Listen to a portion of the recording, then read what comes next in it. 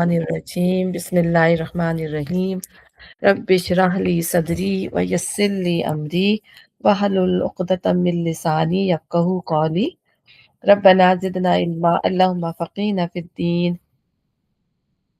Allahumma inni as'aluka ilman nafi'an wa 'amalan mutaqabbalan wa rizqan halalan tayyiban. Allahumma salli ala Muhammadin wa ala ali Muhammadin kama sallaita ala Ibrahim wa ala ali Ibrahim innaka Hamidum Majid. Allahumma barik ala Muhammadin wa ala ali Muhammadin kama barakta ala Ibrahim wa ala ali Ibrahim innaka Hamidum Majid. आज हम सूरह कहफ पढ़ेंगे। कहफ जो है ये मक्की सूरा है, ठीक है ना? और इसके अंदर जो है अल्लाह ताला ने चार चार वाकयात जो है वो बयान किए हैं। एक मिनट में इसको खोल लूं।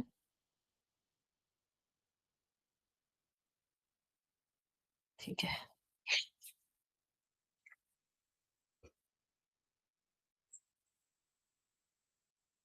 इसके बारे में आता है कि जो इसकी जो शुरू की 10 या आखिर की 10 आयतें पढ़ लें, वो दज्जाल की फितने से जो है वो उसके लिए काफ़ी हो जाती हैं, ठीक है ना? और ये भी है कि इसको सूरह कहफ जो है अगर एक जुम्मे से दूसरे जुम्मे के दरमियान पढ़ी जाए तो वो पूरे हफ्ते के लिए जो है नूर हो जाती है। ये मुख्तलिफ रिवायात के अंदर ये चीज़ आती है और ज़ाहिर है मुख्तलिफ रिवायात के थ्रू आती है, तो इसीलिए लोग हम सब जो है उसको पढ़ते हैं ताकि हम दज्जाल की फितने से महफूज़ रह सकें। अच्छा, इसके अंदर जो है वो फिर 4 ट्रायल बताए गए हैं जो हम पढ़ेंगे। एक जो ईमान की आज़माइश है, दूसरी जो है वो माल की आज़माइश है, तीसरी जो है वो इल्म की आज़माइश है और चौथी जो है वो जो ताकत की आज़माइश है, ठीक है ना? तो 4 इसके अंदर आज़माइशें हैं और ट्रायल है, वो बेसिकली इसके अंदर जो है बताए जाएँगे और हम ये देखते हैं कि इसके अंदर जो है हमारे लिए बहुत ज़्यादा लेसन्स हैं कि हम उससे रिफ्लेक्ट कर सकें इस सूरत से अपने लिए। पढ़ते हैं उसको। औज़ु बिल्लाहि मिनश शैतानिर रजीम, बिस्मिल्लाहिर रहमानिर रहीम।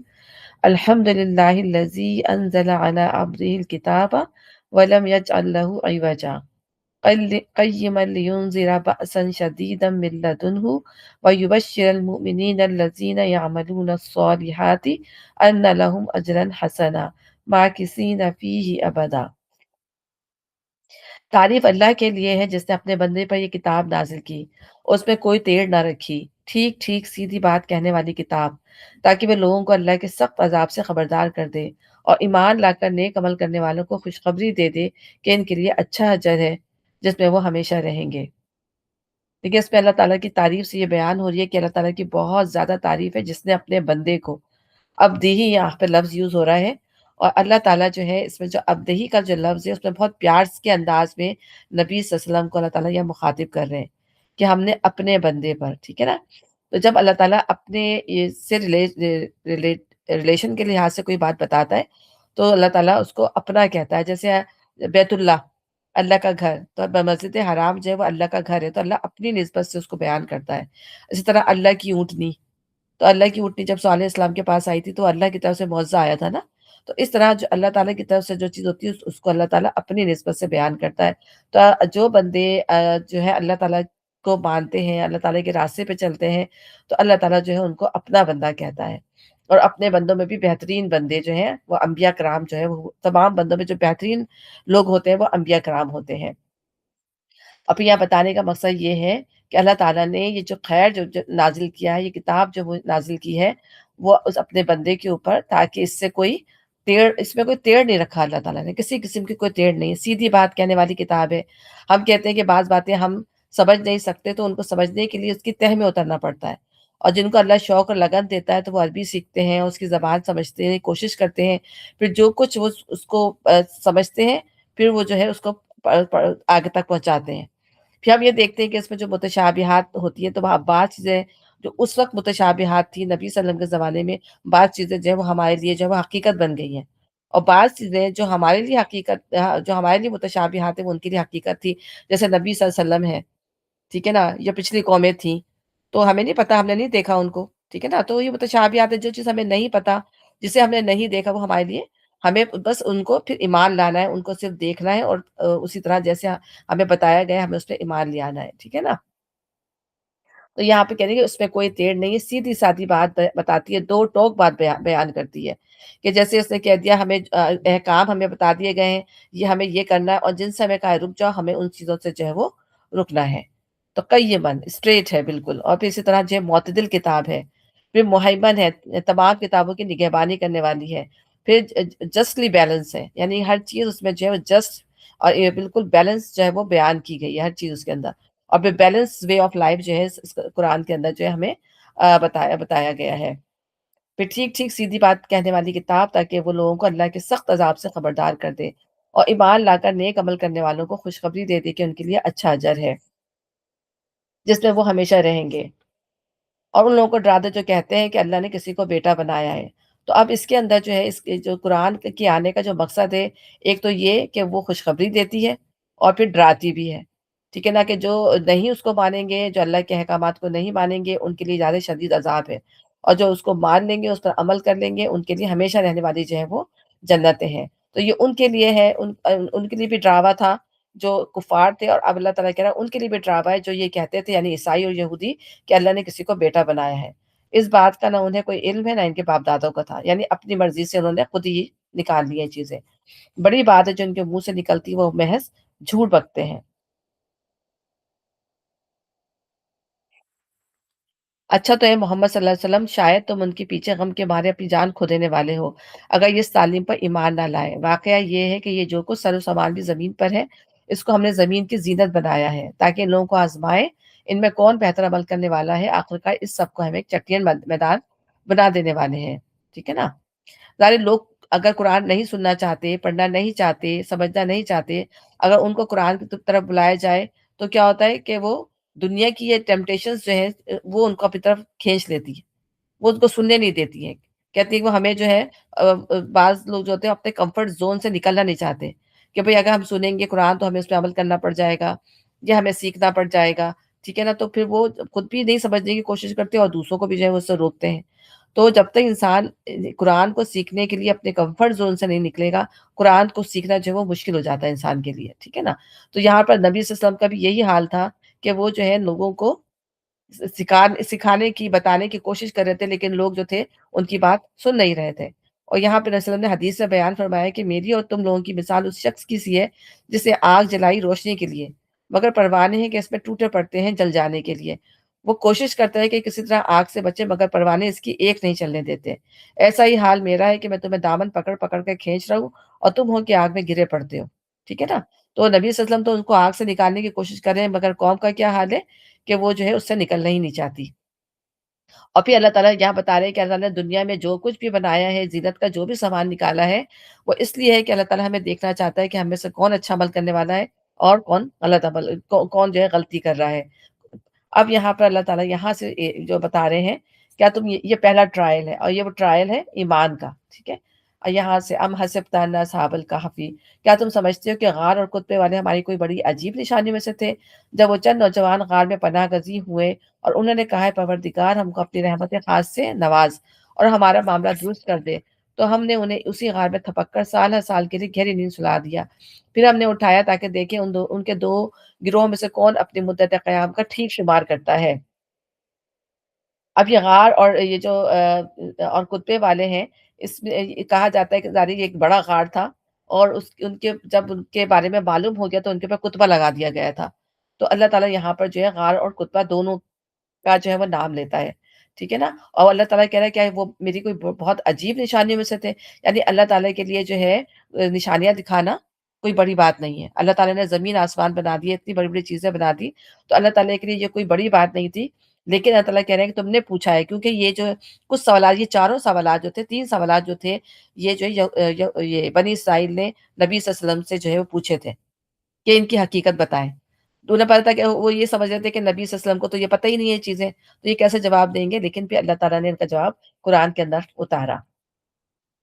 اچھا، اب یہ جو غار اور کتبے والے جو ہیں، یہ کہا جاتا ہے کہ 7 سلیپرز، جو 7 جو سوئے گئے آدمی ہیں، ان کا ذکر آتا ہے لڑکے، اور یہ کہاں کا اس کا جو آتا ہے کہ کہاں رہتے تھے، کہاں مطلب ان کے بارے میں وہ ہے، تو اس کے بارے میں یہ جو ہے جس بادشاہ کے ظلم سے بھاگ کر یا صحابہ کہف غار میں پناہ گزین ہوئے تھے، ان کا نام جو ہے جو ہے وہ جو جس نے یہ لکھا ہے، کتاب لکھی ہے، اس کا نام دقیوس بتاتے ہیں۔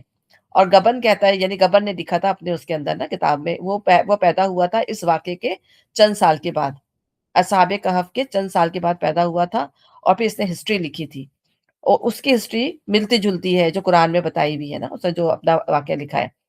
وہ کیسر ڈیسس تھا، یعنی یہ دقیوس بتاتے ہیں، اور گبن کہتا ہے وہ کیسر ڈیسس تھا، اسے 2051 تک سلطنت روم پر فرمان روائی کی ہے، اور مسیح علیہ السلام کے پیرووں پر ظلم و ستم کرنے کے معاملے میں جس کا عہد بہت بدنام ہے۔ جس شہر میں یہ واقعہ پیش آیا اس کا نام جو ہے مفسرین جو افسوس یا افسوس لکھتے ہیں، اور گبن اس کا نام افسوس لکھتا ہے، جو ایشیائی کوچک کے مغربی سال پر رومیوں کا سب سے بڑا شہر اور مشہور بندرگاہ ہے، جس کی کھنڈر آج موجودہ ترکی کے شہر سمرنا سے 20 سے 25 کلومیٹر کے فاصلے میں ہے۔ ٹھیک ہے، اس کے بعد جو یہاں پر یہی بتایا گیا ہے کہ جب یہ لوگ بیدار، یہ 7 نوجوان ایک غار میں جا بیٹھے تھے، پھر قیصر تھیوڈوسس کی سلطنت کے 38ویں سال یہ لوگ بیدار ہوئے، جبکہ پوری رومی سلطنت مسیح علیہ السلام کی پیرو بن چکی تھی۔ یعنی قیصر ڈیسس کے زمانے میں پناہ گزین ہوئے، اور جو ہے پوری سلطنت جو ہے دوسرا جو ایک بادشاہ آ چکا تھا تھیوڈوسس، اس کے زمانے میں پوری جو سلطنت تھی مسیح السلام کی جو ہے پیرو بن چکی تھی، جس کے زمانے میں اللہ تعالیٰ نے ان کو اٹھا کے بٹھایا۔ جب وہ چند نوجوان غار میں پناہ گزین ہوئے اور انہوں نے کہا کہ پروردگار ہم کو اپنی رحمت خاص سے نواز اور ہمارا معاملہ درست کر دے۔ جن لڑکوں کا یہ ذکر ہے وہ اعلیٰ گھرانوں سے تعلق ان کے بارے میں معلوم ہوتا ہے کہ وہ بہت اعلیٰ گھرانوں سے تعلق، ٹھیک ہے نا،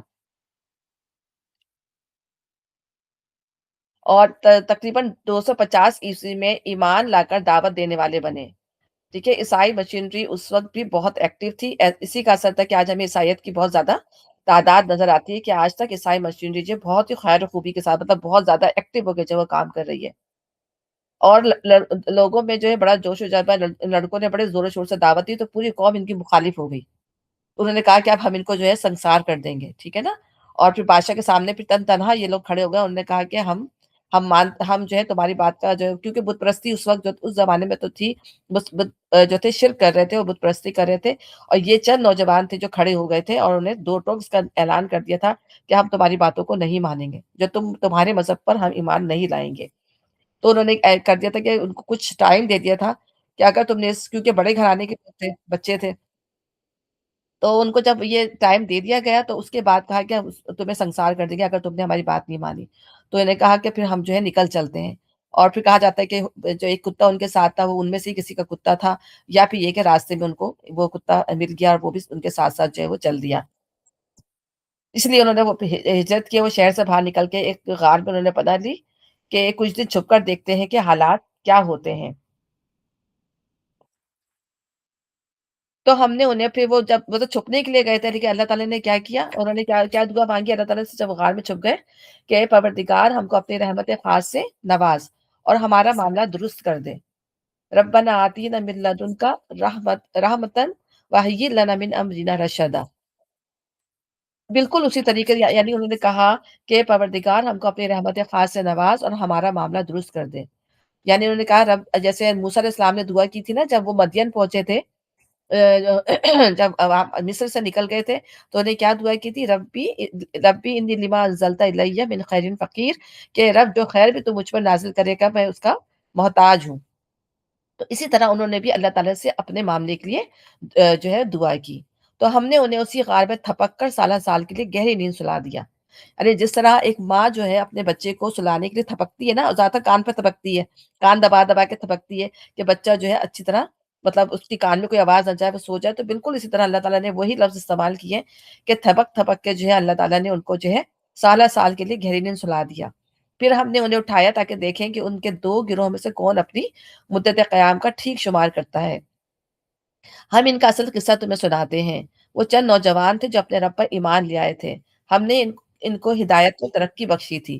ٹھیک ہے نا، اللہ تعالیٰ نے توحید پر ایمان لائے، اللہ تعالیٰ نے ان کو ثابت قدمی تھی، اور پھر وہ جبھی وہ جو ہے اپنے قوم کے سامنے کھڑے ہو گئے، اور ہم نے ان کے دل اس وقت مضبوط کر دیے جب وہ اٹھے، انہوں نے اعلان کر دیا کہ ہمارا رب تو وہی ہے جو آسمانوں اور زمین کا رب ہے، ہم اسے چھوڑ کر کسی دوسرے معبود کو نہ پکاریں گے، اگر ہم ایسا کریں تو بالکل بیجا بات کریں گے۔ ٹھیک ہے نا؟ یعنی انہوں نے اس طرح مانا کہ بالکل یعنی کسی کی ملامت کرنے والے سے وہ ڈرے نہیں کہ یہ ہمیں کہہ دے گا یا ہمیں یہ سنسار کر دے گا یا ہماری جان کے لالے پڑ جائیں گے۔ انہوں نے اس بات کی کوئی پرواہ نہیں کی۔ تو جو حق کا لمبردار بن جاتا ہے تو اللہ تو کچھ امتحان سے اس کو گزارتا ہے، پھر اس کو قوت و استقامت دیتا ہے اور پھر وہ دنیا سے بے نیاز ہو جاتا ہے۔ تو یہی معاملہ جو ہے وہ ان لڑکوں کا بھی ہوا۔ ہم اسے چھوڑ کر کسی معبود کو نہ پکاریں گے، اگر ہم ایسا کریں گے تو بالکل بیجا بات کریں گے۔ پھر انہوں نے آپس میں ایک دوسرے سے کہا، یہ ہماری قوم تو رب کائنات کو چھوڑ کر دوسرے خدا بنا بیٹھی ہے، یہ لوگ ان کے معبود ہونے پہ کوئی واضح دلیل کیوں نہیں لاتے؟ آخر اس شخص سے بڑا ظالم اور کون ہو سکتا ہے جو اللہ پہ جھوٹ باندھے؟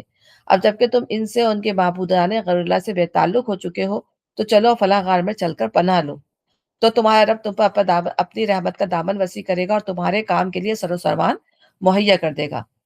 ٹھیک ہے؟ تم انہیں غار میں دیکھتے تو تمہیں یوں نظر آتا ہے کہ سورج جب نکلتا ہے تو ان کے غار کو چھوڑ کر دائیں جانب چڑھ جاتا ہے اور جب غروب ہوتا ہے تو ان سے بچ کر بائیں جانب اتر جاتا ہے، اور وہ ہے کہ غار کے اندر ایک وسیع جگہ پڑے ہوئے ہیں، یعنی ایسا غار جہاں ہوا، روشنی، حرارت اور زندگی کی ضرورت سے آفتاب کی ہر چیز ان کے پاس پہنچ رہی تھی۔ ہوا بھی پہنچ رہی تھی، روشنی بھی پہنچ رہی تھی، ٹھیک ہے نا؟ زندگی کی جو ضروری چیزیں ہیں وہ ان تک پہنچ رہی تھی، لیکن اچھا کوئی آ رہا ہے، لیکن اس کی آفتاب کی جو حدت تھی، جو بالکل ایک فرض کریں کہ جو سورج کی جو ڈائریکٹ روشنی تھی وہ ان کے اوپر جو ہے وہ نہیں جو ہے پڑ رہی تھی۔ تو اللہ تعالیٰ دیکھیں تدبیر و کارسازی سے اللہ تعالیٰ نے بندوں کے لیے ایک ایسا غار مہیا فرما دیا کہ ان کے لیے تمام ضروریات زندگی میسر کر دی، کہ سورج بھی پاس سے گزرتا ہے تو ادب و احترام سے گزر جاتا ہے، ٹھیک ہے نا؟ خدمت کے انجام دہی بھی کر رہا ہے اور ان کی نیند میں جو ہے خلل نہ پڑے اس کا بھی خیال کرے گی۔ تو اللہ تعالیٰ نے ان تمام چیزوں کو ہمارے لیے مسخر کر دیا نا، لیکن اللہ تعالیٰ نے کس طرح انتظام کیا کہ سورج کی روشنی ضروری تو تھی، روشنی جا رہی تھی، لیکن اس کی تپش جو ہے اس سے اللہ تعالیٰ نے ان کو بچایا ہوا تھا۔ تو کتنی خوبصورت اللہ نے بات بیان کی، غروب ہوتا ہے تو ان سے بچ کر بائیں جانب اتر جاتا ہے، وہ ہے کہ غار میں ایک وسیع جگہ پڑے ہوئے ہیں۔ یہ اللہ کی نشانیوں میں سے ایک نشانی ہے، جس کو اللہ ہدایت دے وہی ہدایت پانے والا ہے، اور جسے اللہ بھٹکا دے اس کے لیے تم کوئی ولی مرشد نہیں پا سکتے۔ یعنی نبی صلی اللہ علیہ وسلم کو یہ اللہ کمفرٹ کر رہا ہے کہ جس طرح ہم نے ان کے لیے انتظام کیا، یہی انتظام ہم تمہارے لیے بھی کر سکتے ہیں، تمہیں بھی ہم کمفرٹ کر سکتے ہیں، لیکن ظاہرت ایک آزمائش سے جو ایک وقت ہے اس سے جو ہے گزرنا پڑے گا۔ تو جسے اللہ بھٹکا دے اس کے لیے تم کوئی ولی مرشد نہیں پا سکتے۔ یعنی اللہ کا قانون ہے کہ گمراہ وہی ہوتے ہیں جو اپنے اعمال کے نتیجے میں اس کے مستحق ہو جاتے ہیں۔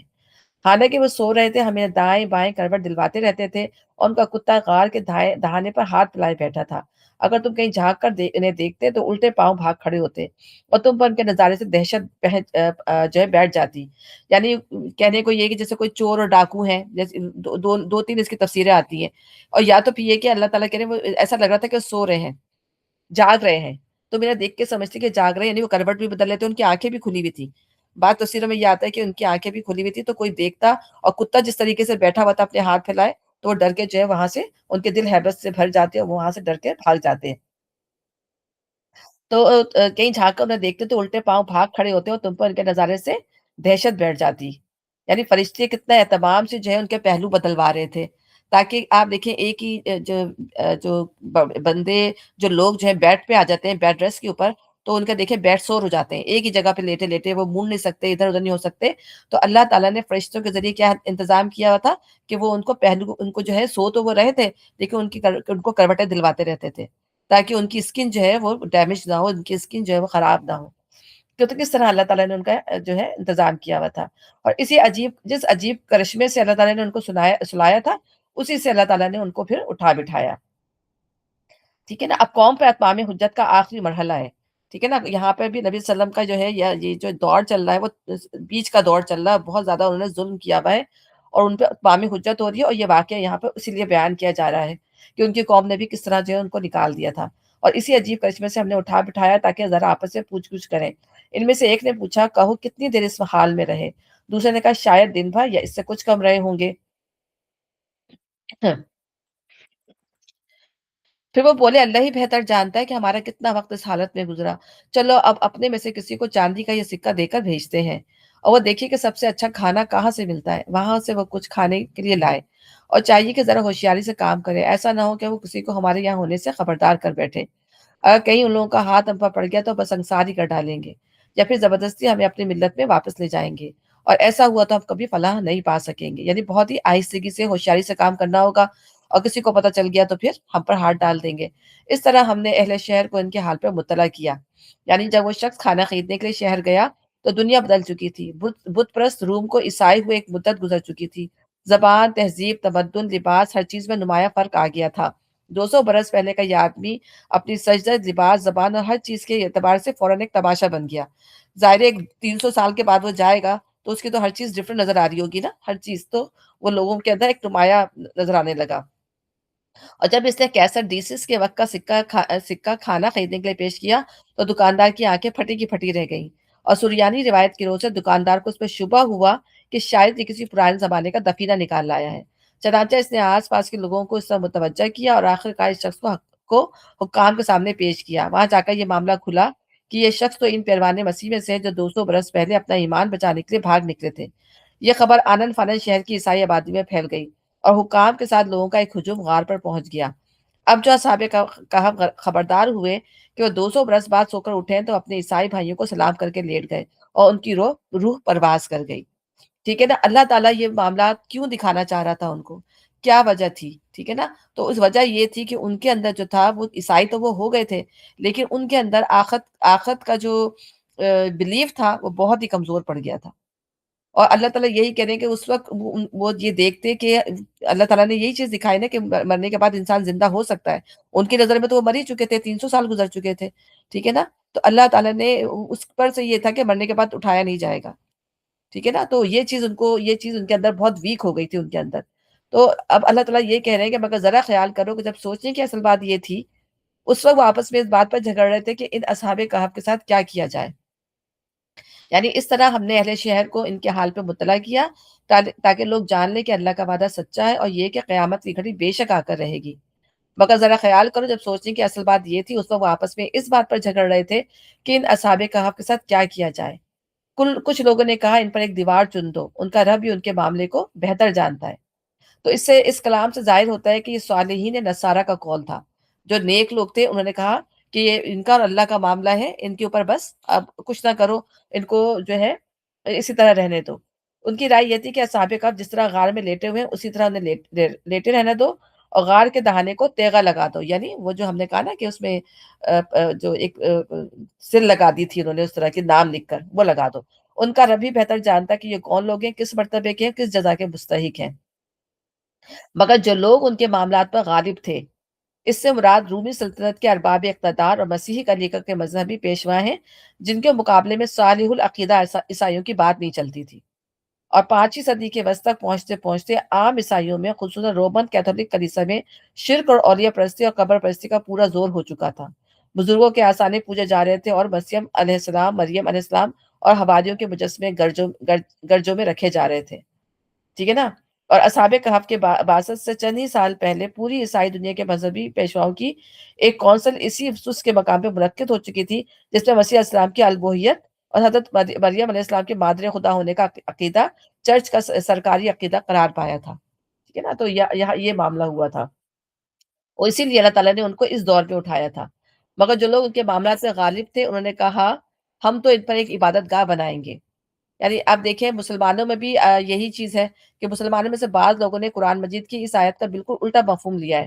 وہ اسے دلیل ٹھہرا کر مقابر صلح پر عمارتیں اور مسجدیں بنانے کو جائز قرار دیتے ہیں، حالانکہ یہاں قرآن ان کی اس گمراہی کی طرف اشارہ کر رہا ہے کہ جو نشانی ان ظالموں کو بعد الموت اور امکان آخرت کا یقین دلانے کے لیے دکھائی گئی تھی، اسے انہوں نے ارتکاب شرک کے لیے ایک خدا داد موقع سمجھا، اور خیال کیا کہ چلو کچھ اور ولی جو ہے پوجا پاٹ کے لیے ہاتھ آ گئے۔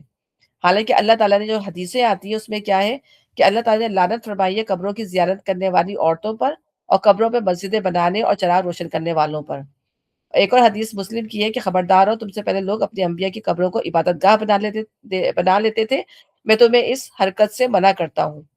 اللہ نے لعنت فرمائی یہود و نصارہ پر، انہوں نے اپنے انبیاء کی قبروں کو عبادت گاہ بنا لیا تھا۔ اسی طرح ایک اور حدیث ہے، ان لوگوں کا حال یہ تھا کہ اگر ان میں کوئی مرد صالح ہوتا تو اس کے مرنے کے بعد اس کی قبر پہ مسجدیں بناتے اور اس کی تصویریں تیار کرتے تھے، یہ قیامت کے روز بدترین مخلوقات ہوں گی، ٹھیک ہے نا۔ یہ تمام حدیثیں اسی سے ریلیٹڈ ہے۔ اب آپ یہ بھی دیکھتے ہیں کہ اہل حق کے جو لوگ ہوتے ہیں، جب وہ اسلام پھیلا رہے ہوتے ہیں، جب وہ اچھی بات بتا رہے ہوتے ہیں تو لوگ انہیں پتھر مار رہے ہوتے ہیں، لوگ ان کی جان کے در پہ آ جاتے ہیں۔ لیکن جب وہ مر جاتے ہیں تو انہی کے بت بنا کے جو ہے پوچھنا شروع کر دیتے ہیں۔ یہ انسان کی ناشکری کا عالم دیکھیں، حضرت عیسیٰ کے ساتھ بھی یہی معاملہ کیا، اور بعد میں جب حضرت عیسیٰ کا انتقال ہو گیا تو انہی کو اللہ کا بیٹا بنا کے ان کو پوج رہے ہیں، ٹھیک ہے نا، ایک طرح سے پوج ہی رہے ہیں۔ تو یہاں پہ یہی بات بتا رہی ہوں، پھر اپنی اپنی نسبتیں ان کے ساتھ جو ہے وہ قائم کرنے لگتے ہیں۔ اب کچھ لوگ کہیں گے کہ وہ تین تھے اور چوتھا ان کا کتا تھا، اور کچھ دوسرے کہہ دیں گے کہ پانچ تھے اور چھٹا ان کا کتا تھا۔ یہ سب بے تکی ہانکتے ہیں، یعنی تین والا بھی اور پانچ والا بھی اللہ نے کہہ دیا کہ یہ بے تکی ہانکتے ہیں، لیکن جو لاسٹ کا جملہ ہے اللہ تعالیٰ نے یہاں پر ایسی کوئی بات نہیں کی۔ کچھ اور لوگ کہتے ہیں کہ سات تھے اور آٹھواں ان کا کتا تھا، تو اللہ تعالیٰ نے آگے اپنا کوئی سینٹنس اس طرح کا نہیں دیا کہ وہ بے تکی ہانکتے ہیں یا وہ غلط بولتے ہیں، تو زیادہ قرین قیاس یہی ہے کہ وہ سات تھے اور آٹھواں ان کا کتا تھا۔ کہو میرا رب ہی بہتر جانتا ہے کہ وہ کتنے تھے، کم ہی لوگ ان کی صحیح تعداد جانتے ہیں۔ بس تم سرسری بات سے پڑھ کر ان کی تعداد کے معاملے میں لوگوں سے بحث نہ کرو، اور نہ ان کے متعلق کسی سے پوچھو، یعنی جو کچھ اللہ تعالیٰ نے ڈیٹیل بتا دی ہے اس سے زیادہ آپ کسی سے پوچھنے کی ضرورت نہیں ہے، ٹھیک ہے نا۔ اور ظاہر اس میں جو بتانے کا مقصد ہے اس سے لیسن لینے کا، کہ اس کا لیسن کیا لیا ہم نے، کہ وہ کون لوگ تھے، اللہ تعالیٰ نے ان کے ساتھ کیا معاملہ کیا، کس مقصد کے لیے جو ہے اللہ تعالیٰ نے ان کو اٹھا کے بٹھایا۔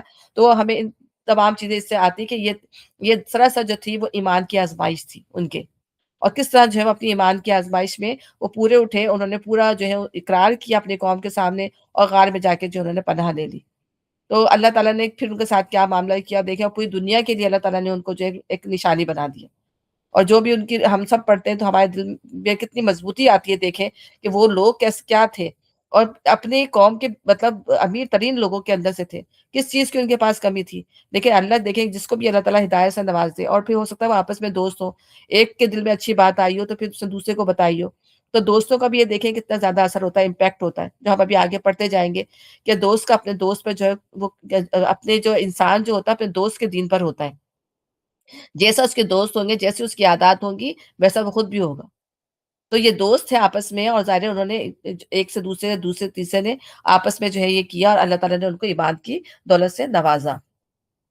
تو یہاں پہ اللہ یہی کہہ رہا ہے، اس سے زیادہ کسی سے نہ پوچھو، اور دیکھو کسی چیز کے بارے میں کبھی یہ نہ کہا کرو کہ میں کل یہ کام کر دوں گا، تم کچھ نہیں کر سکتے الا یہ کہ اللہ چاہے۔ اگر بھولے سے ایسی بات زبان سے نکل جائے تو فوراً اپنے رب کو یاد کرو اور کہو امید ہے کہ میرا رب اس معاملے میں رشد سے قریب تر بات کی طرح میری رہنمائی فرما دے گا۔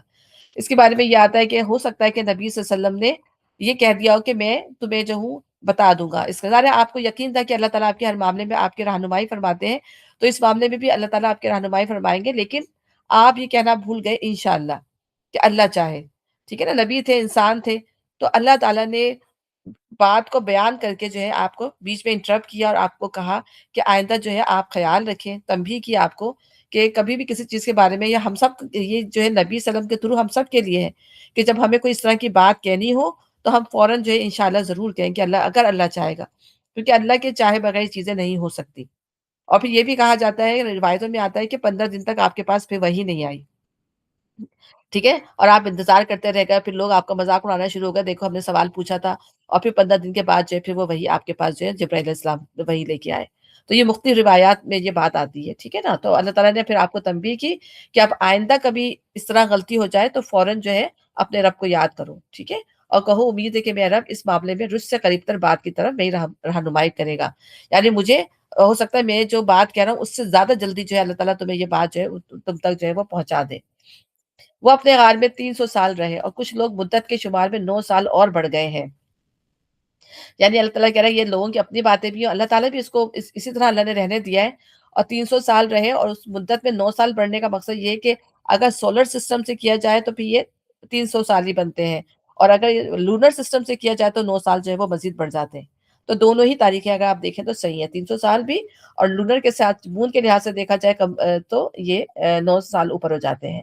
تم کہو اللہ ان کے قیام کی مدت زیادہ جانتا ہے، آسمانوں اور زمین کے سب پوشیدہ احوال اسی کو معلوم ہے، کیا خوب ہے وہ دیکھنے والا اور سننے والا، بے شک زمین و آسمان کی مخلوقات کا کوئی خبرگیر اس کے سوا نہیں، اور وہ اپنی حکومت میں کسی کو شریک نہیں کرتا۔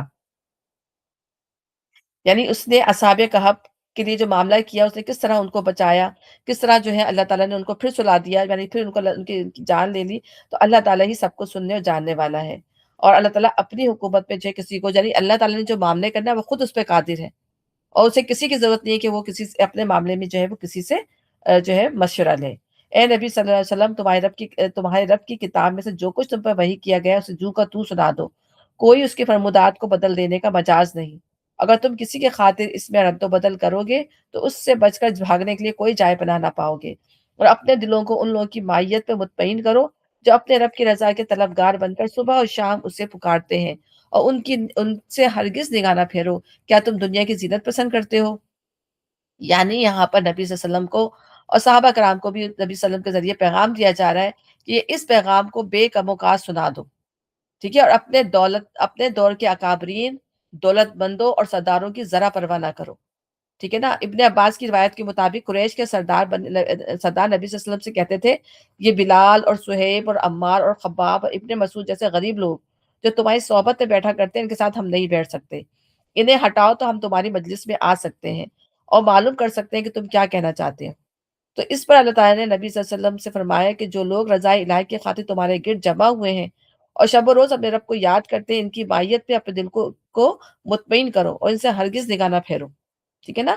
تو اللہ کے نزدیک جو ہیں یہ لوگ چاہے غریب ہیں، لیکن یہ اللہ کے نزدیک جو ہیں وہ ہیرے ہیں، کیونکہ انہوں نے اللہ کی دعوت کو جو ہے اسی وقت جیسے یہ دعوت ان کے پہنچی ہے، ان کی فطرت صالح تھی، ان کے دل میں طلب تھی، اچھی بات تھی، تو اللہ تعالیٰ نے جو ہے ان کو جو ہے ایمان کی توفیق دے دی۔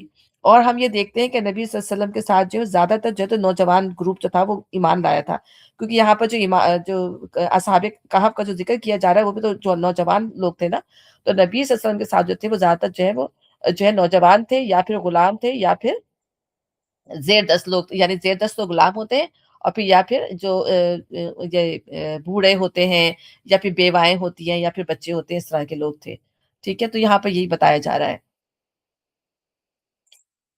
تو اب ہم یہ دیکھتے ہیں کہ کتنے بڑے بڑے جو تھے وہ سردار تھے، جنہوں نے جو ہے نبی صلی اللہ علیہ وسلم کو ماننے سے انکار کر دیا، تو وہ آگے نہیں بڑھے، اور نبی صلی اللہ علیہ وسلم کیوں ان کو پیغام پہنچانا چاہتے تھے؟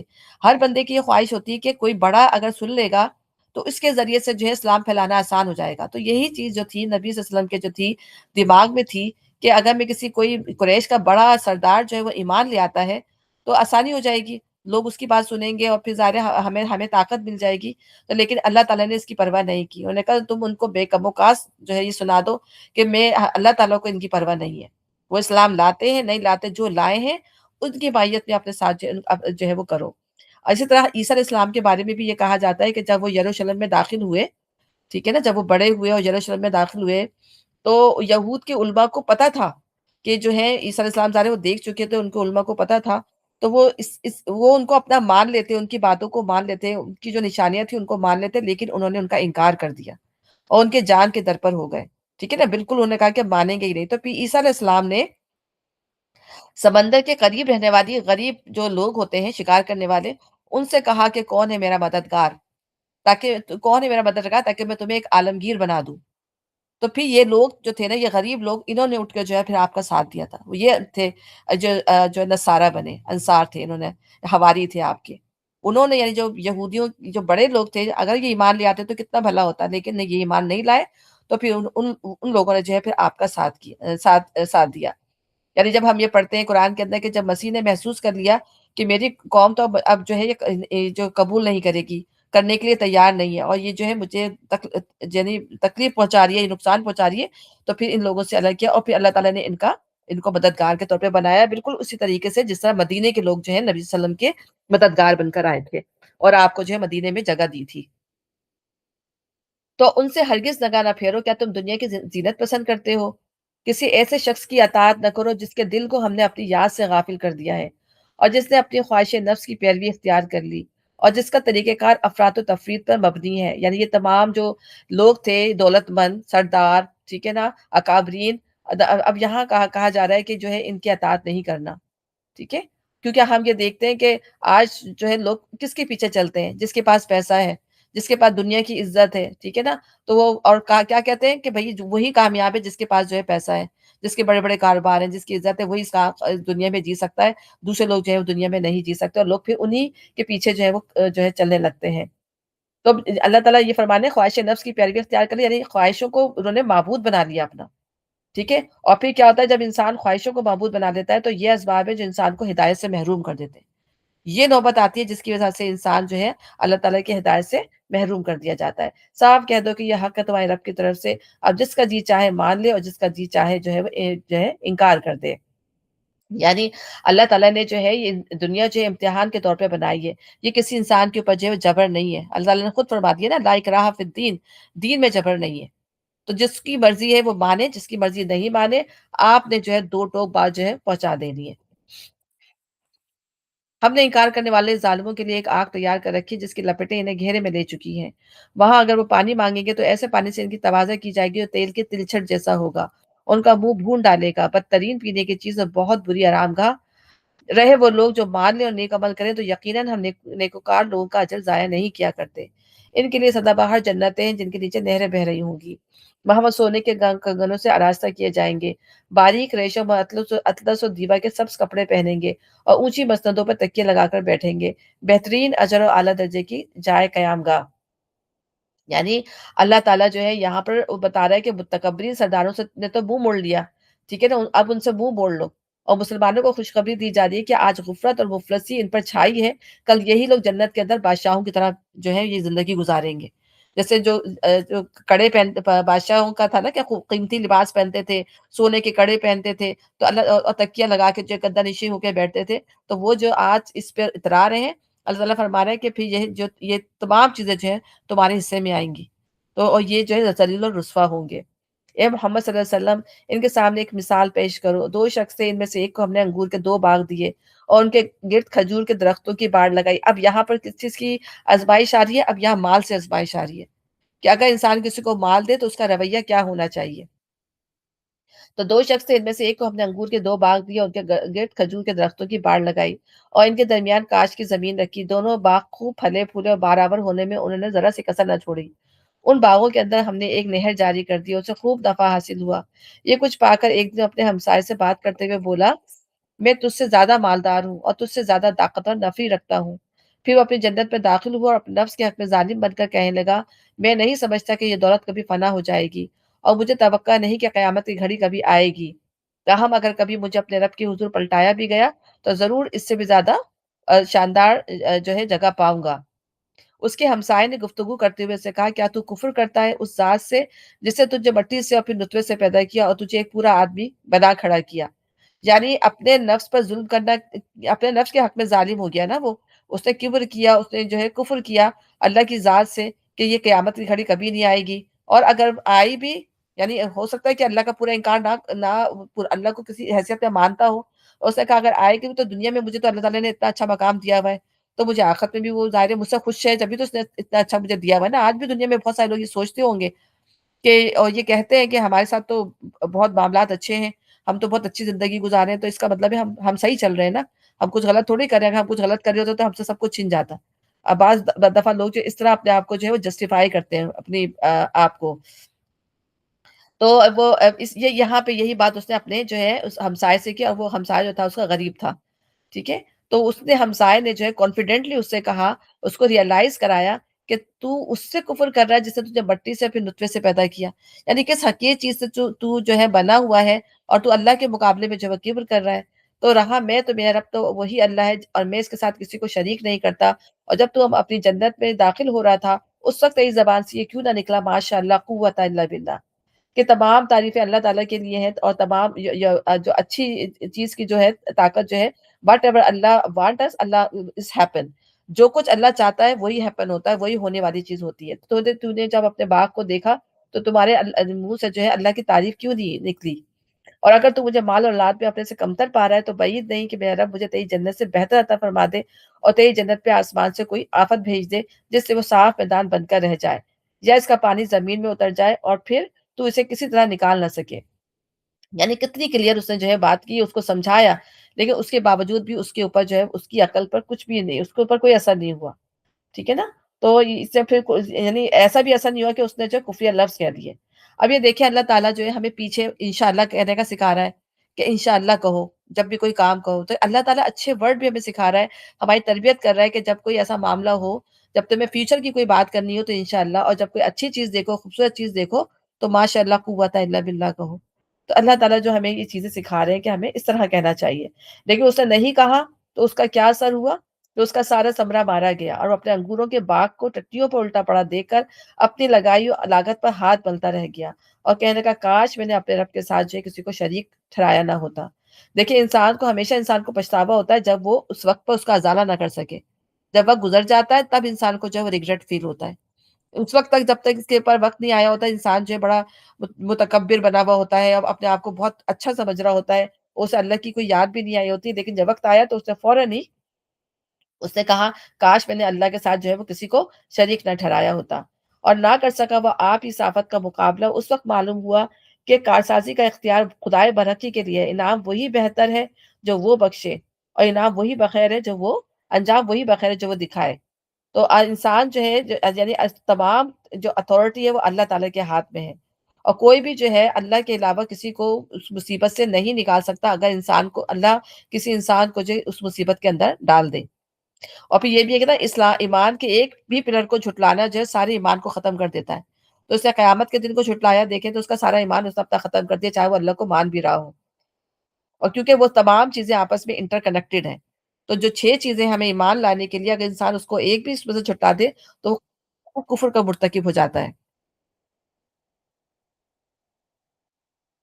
اور انسان کیا ہے اللہ انسان جو ہے دنیا میں جو ہے ریسیو ہو جاتا ہے اپنی ویلتھ سے، اپنی جو بھی اللہ تعالیٰ نے اس کو صحت دی ہے، طاقت دی ہے، اور اس کو پھر یہ محسوس ہوتا ہے کہ یہ تو میرے پاس ہمیشہ رہے گا اور مجھے کوئی مشکل اور مجھے کوئی پریشانی جو ہے وہ نہیں آتی۔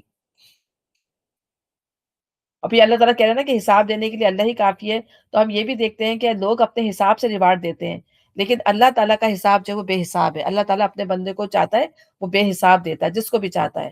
اور پھر یہ بھی دوسری بات ہمیں اور اس سے لیسن جو لرن ہوا وہ یہ کہ یہ آدمی جو تھا وہ اللہ پہ بھروسہ نہیں کر رہا تھا، اپنے علم پر اور لوگوں پر بھروسہ کر رہا تھا کہ میرے پاس تو مین پاور ہے اور میرے پاس تو علم ہے اور میرے پاس تو پیسہ ہے۔ اس نے اللہ پہ بھروسہ نہیں کیا، پھر اللہ نے اس کو ایسی حالت میں ڈالا اور پھر اس کو ریئلائز ہوا کہ میں جن چیزوں کو سب کچھ سمجھ جاتا وہ دھوکے کے سوا کچھ نہیں تھی۔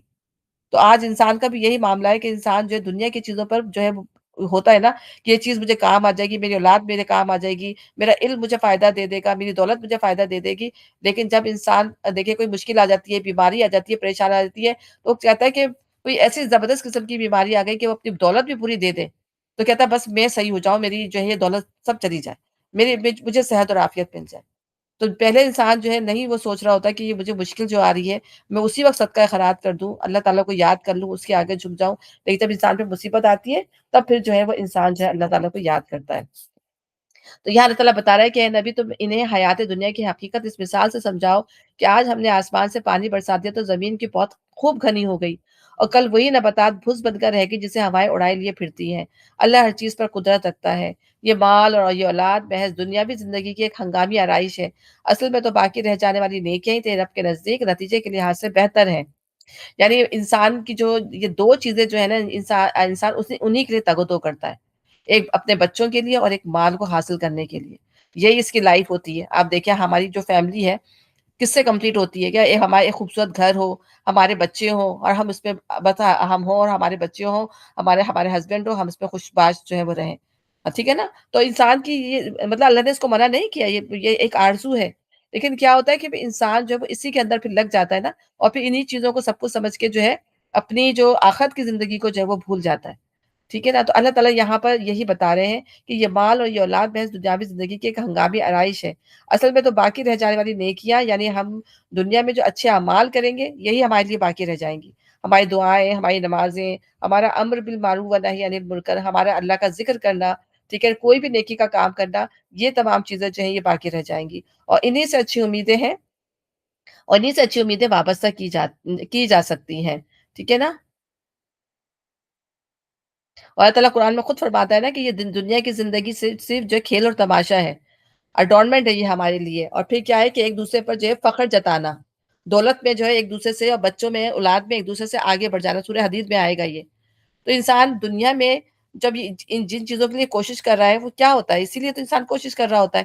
بہت کم لوگ ہوتے ہیں جس سے بچے ہوئے ہوتے ہیں، لیکن زیادہ تر لوگوں کی کیا یہ ہوتی ہے کہ ہم ایک دوسرے سے آگے بڑھنے کی کوشش کریں اپنے بچوں میں، اپنی اولاد میں اور اپنے علم میں، جو بھی انسان کے ساتھ معاملہ ہوتا ہے۔ تو اللہ تعالیٰ فرما رہا ہے کہ فکر اس دن کی ہونی چاہیے جبکہ ہم پہاڑوں کو چلائیں گے اور تم زمین کو بالکل برہنہ پاؤ گے، یعنی جب اس پہ سے پہاڑ چلے جائیں گے تو زمین کیا ہو جائے گی؟ برہنہ رہ جائے گی۔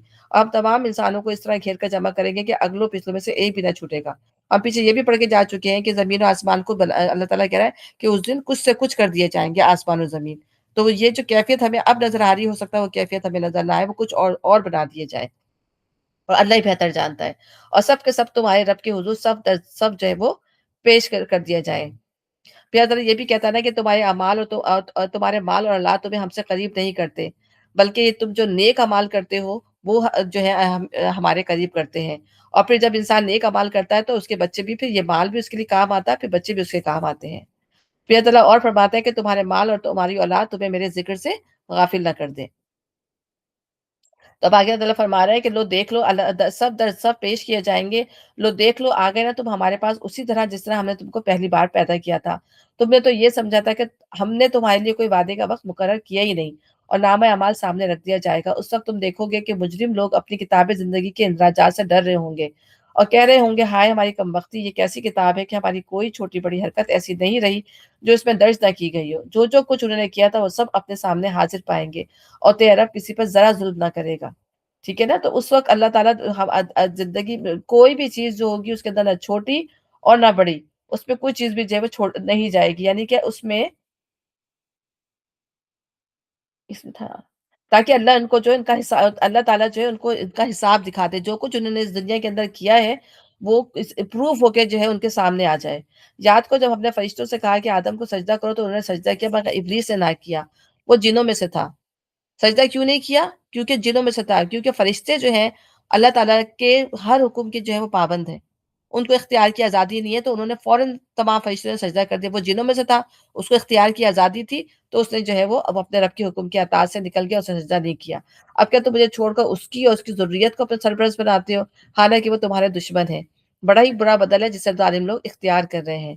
میں نے آسمان و زمین پیدا کرتے وقت ان کو نہیں بلایا تھا، اور نہ خود ان کی اپنی تخلیق میں انہیں شریک کیا تھا۔ میرے یہ کام نہیں ہے کہ گمراہ کرنے والوں کو اپنا مددگار بنایا کروں۔ پھر کیا کریں گے لوگ اس روز جبکہ ان کا رب ان سے کہے گا کہ پکارو اب ان ہستیوں کو جنہیں تم میرا شریک سمجھے بیٹھے تھے۔ یہ ان کو پکاریں گے مگر وہ ان کی مدد کو نہ آئیں گے، اور ہم ان کے درمیان ایک ہی ہلاکت کا گڑھا مشترک کر دیں گے۔ سارے مجرم اس روز آگ دیکھیں گے اور سمجھ لیں گے کہ اب انہیں اس میں گرنا ہے، اور وہ اس سے بچنے کے لیے کوئی جائے پناہ نہ پائیں گے۔ ہم نے اس قرآن میں لوگوں کو طرح طرح سے سمجھایا، مگر انسان بڑا ہی جھگڑالو واقع ہوا ہے۔ ان کے سامنے جب ہدایت آئی تو اسے ماننے، اپنے رب کے حضور معافی چاہنے سے آخر ان کو کس چیز نے روک دیا؟ اس کے سوا اور کچھ نہیں کہ وہ منتظر ہے کہ ان کے ساتھ بھی وہی کچھ ہو جو پچھلی قوموں کے ساتھ ہو چکا ہے، یا یہ کہ وہ عذاب کو سامنے آتے دیکھ لیں۔ رسولوں کو ہم اس کام کے سوا اور کسی غرض کے لیے نہیں بھیجتے کہ وہ بشارت اور تنبیہ کی خدمت انجام دے دیں، مگر کافروں کا حال یہ ہے کہ وہ باطل کے ہتھیار لے کر حق کو نیچا دکھانے کی کوشش کرتے ہیں، اور انہوں نے میری آیات کو اور ان تنبیہات کو جو انہیں کی گئی مذاق بنا لیا۔ اور اس شخص سے بڑھ کر ظالم اور کون ہے جسے اس کے رب کی آیات سنا کر نصیحت کی جائے اور وہ ان سے منہ پھیرے اور اس برے انجام کو بھول جائے جس کا سر و سامان اس نے اپنے لیے خود اپنے ہاتھوں کیا ہے۔ جن لوگوں نے یہ روش اختیار کی ہے ان کے دلوں پر ہم نے غلاف چڑھا دی ہے، جو انہیں قرآن کی بات سمجھنے نہیں دیتے، ان کے کانوں میں ہم نے گرانی پیدا کرتی ہے۔ تم انہیں ہدایت کی طرف کتنا ہی بلاؤ، وہ اس حالت میں کبھی ہدایت نہ پائیں گے۔ تیرا رب بڑا درگزر کرنے والا اور رحیم ہے، وہ ان کے کرتوتوں پہ انہیں پکڑنا چاہتا تو جلدی عذاب بھیج دیتا، مگر ان کے لیے وعدے کا ایک وقت مقرر ہے اور اس سے بچ کر بھاگ نکلنے کی کوئی راہ نہ پائیں گے۔ یہ عذاب رسیدہ بستیاں تمہارے سامنے موجود ہیں، انہوں نے جب ظلم کیا تو ہم نے انہیں ہلاک کر دیا، اور ان میں سے ہر ایک کی ہلاکت کے لیے ہم نے ایک وقت مقرر کر رکھا تھا۔ اب یہاں سے جو ہے حضرت جو ہے موسیٰ علیہ السلام کا قصہ شروع ہوتا ہے۔ اب یہاں پر علم کی ٹرائل ہے، یہاں پر جو ہے علم کے بارے میں بتایا جا رہا ہے کہ علم کا کس طرح سے اللہ تعالیٰ نے امتحان لیا۔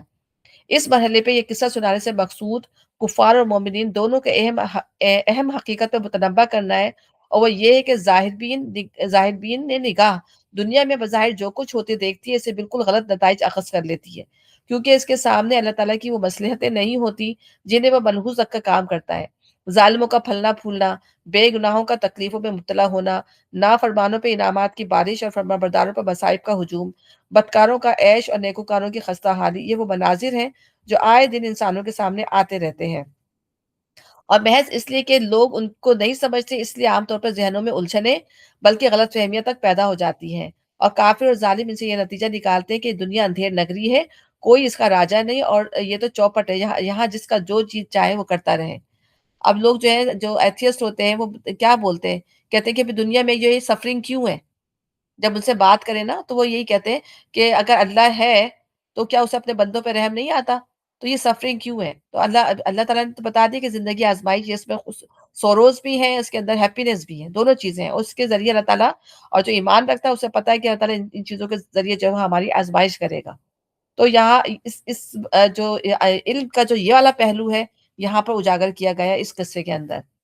और फिर दूसरी बात ये भी कही जाती है कि जब किसी ने हज़रत मूसा से कहा कि सबसे ज़्यादा इल्म किसको है? तो उन्होंने कहा कि मुझे है क्योंकि मेरे पास तो वही इलाही आती है।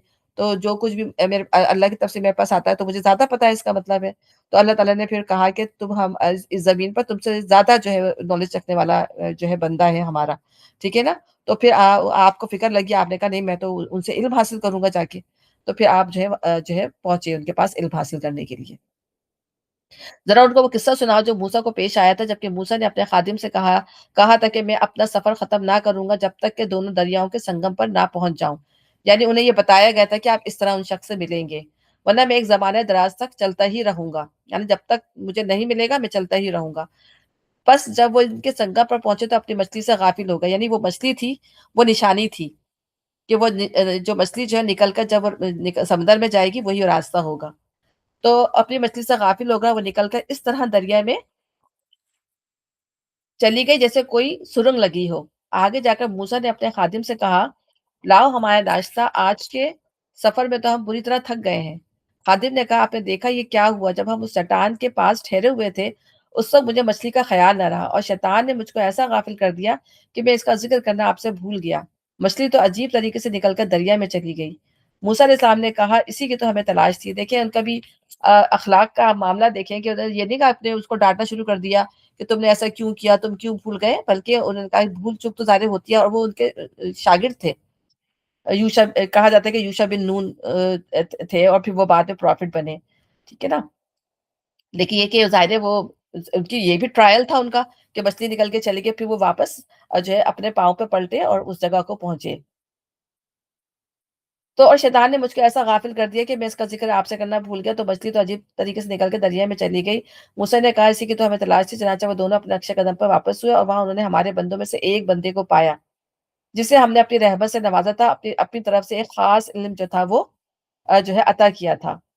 रिवायतों में इनका नाम जो है वो ख़िज़र अलैहिस्सलाम आता है। ये ग़ालिबन मलाइका थे, जो इंसानी सूरत में मिले और इन्हीं कामों के लिए मशहूर थे। ये जो है ना कोनी काम कहलाते हैं। कोनी काम का मतलब होता है वो जिनकी हकीकतें हमारी आँखों से पोशीदा होती है। ठीक है? हमें नहीं पता होता कि देखिए किसी का बच्चा मर गया, हमें नहीं पता इसकी क्या मसलियत थी। किसी के साथ कोई ऐसा वाक़या आ गया तो उसकी जिन चीज़ों में अल्लाह ताला की तरफ से मसलियत होती है और हमें नहीं पता होती, वो काम जो थे ये ख़िज़र अलैहिस्सलाम जो है वो करते थे। तो ये इस दुनिया का नज़म अल्लाह ने कायम किया है और इसमें अल्लाह ताला ने अपने फ़रिश्तों को कुछ ज़िम्मेदारियाँ दी हैं और वो अपनी ज़िम्मेदारियाँ जो है वो अंजाम दे रहे हैं। यानी उनको अल्लाह ताला ने नॉलेज दी है। तो इससे पता चलता है कि अल्लाह ताला ने अपने फ़रिश्तों को जो ज़िम्मेदारियाँ दी हैं वो पसे-पुश इस अंजाम को मतलब उसको वो पसे-पुश नहीं डालते, वो उसको अंजाम देते हैं। और यही अल्लाह ताला ने थोड़ा-सा पर्दा उठा के जो है मूसा अलैहिस्सलाम को ये चीज़ अपने फ़रिश्तों के ज़रिए जो है वो दिखाई थी कि देखें दुनिया में ये निज़ाम जो है इस तरह चल रहा है। तो क्योंकि ज़ाहिर है उनको एक तलब थी कि मुझे ये इल्म हासिल करना है, तो अल्लाह ताला ने उनको इस इल्म का भी थोड़ा-सा आप कह दें कि सिखा दिया, वो इल्म बता दिया उनको कि ये फरिश्ते जो हैं किस तरह काम कर रहे हैं और अपने एक फरिश्ते के ज़रिए हज़रत मूसा की मुलाकात करा दी। अच्छा।